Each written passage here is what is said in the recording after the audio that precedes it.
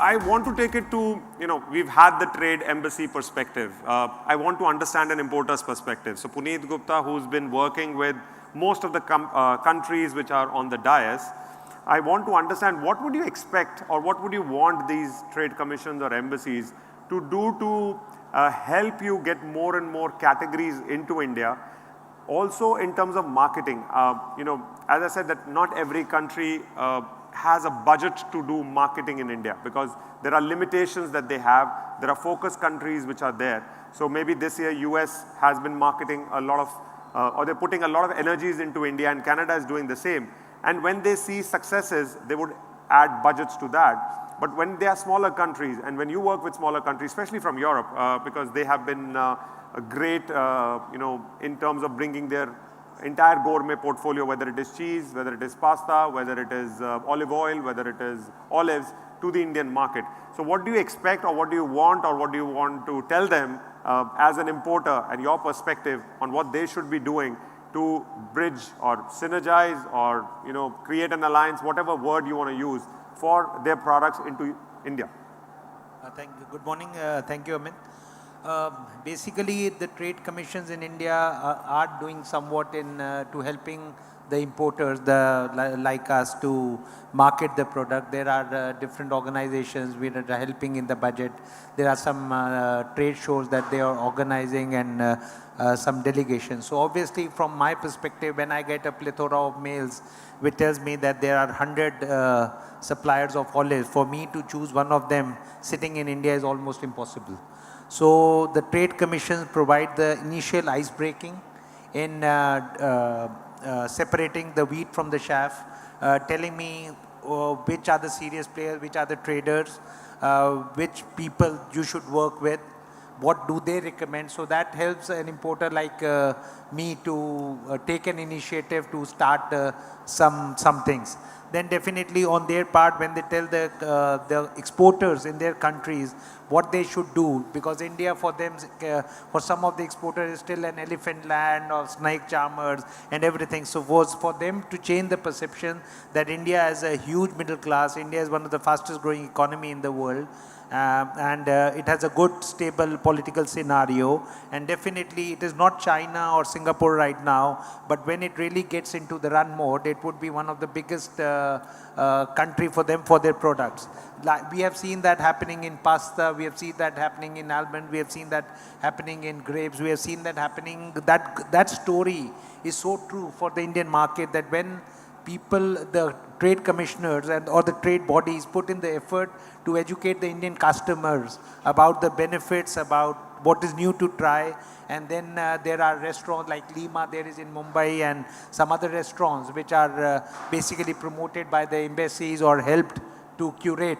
So it really helps us to, importers to get in new products and to find the customers for those products. Thank you. Absolutely, absolutely. And, I want to open it up because I've been signed that the last 5 minutes or something, or those are left. And I want to give about 30 seconds to each of the, or 3, sorry. So I want to open up if there are 1 or 2 questions that we can take about, if they have any questions to the trade bodies or an importer to understand his perspective. Anyone asking, wanting to ask a question? I think Kirat bhai, you should ask that question that you asked us in the speakers lounge, where you said that why is there that, I think we should hand over the mic to him. He had a question about how trade commissions promote in a market like Goa. Thank you, Amit. I'm Kirit Maganlal from Maxins, Goa. We always have this issue with trade commissions on why is it that trade commissions don't promote their products, the whole range of products, through a particular specific period in a month. Now, for instance, the US and Canada celebrate their day, National Day, in the month of July. France, I just heard, is in the month of March.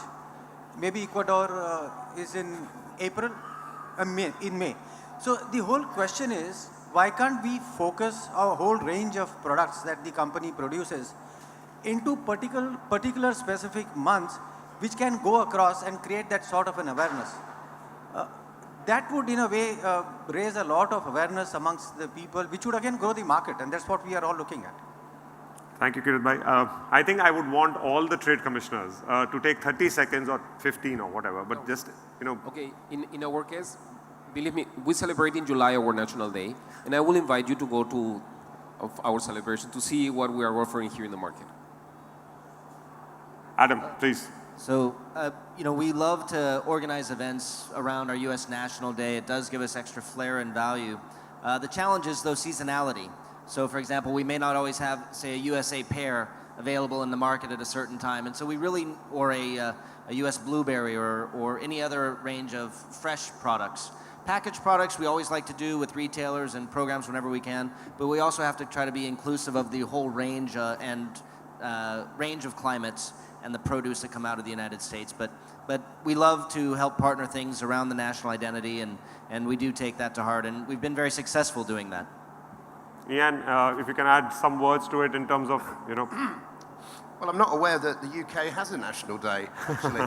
I mean, we celebrate a number. So we celebrate St. Patrick's Day, St. David's Day, Robbie Burns' birthday, and we seem to manage that quite well. I mean, I do agree with the issue about trying to get a calendar of support.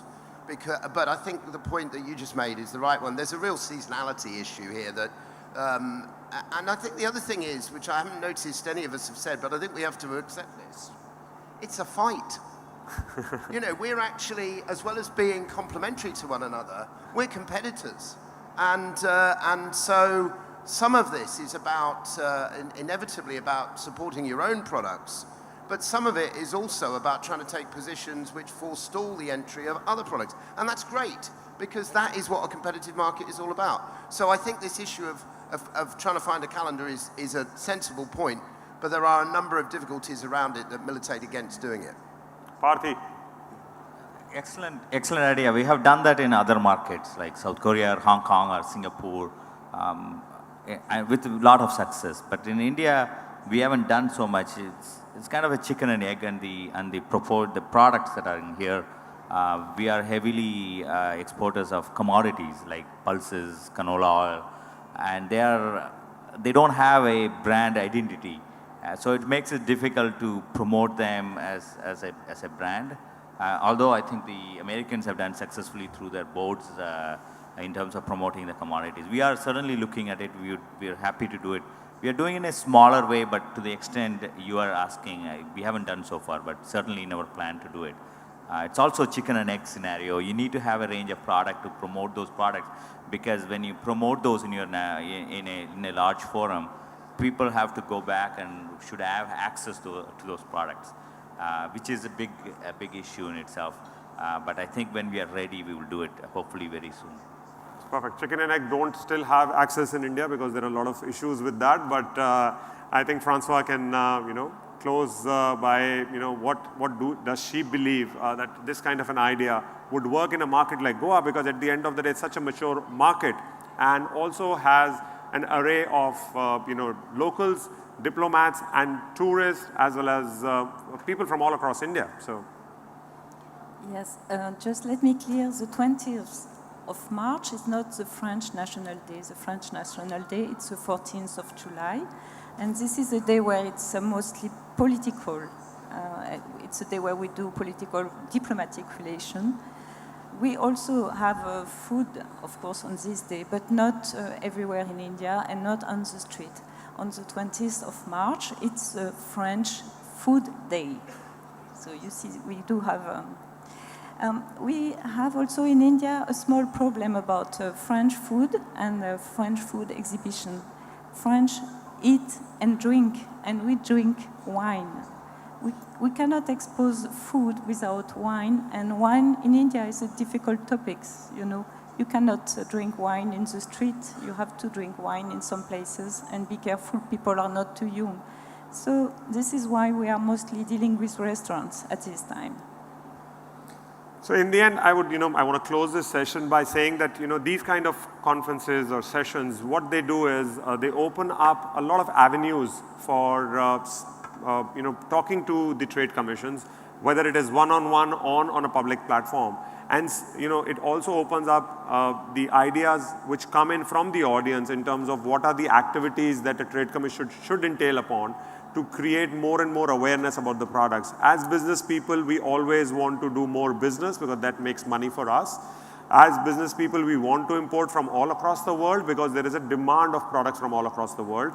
We do not differentiate between any country, whether it is small, large, or a mid-sized country. All we care about is the product has to be high value, the product has to be bringing value to our consumers, and the product comes at a reasonable price, because as I said, that India is all about the value proposition.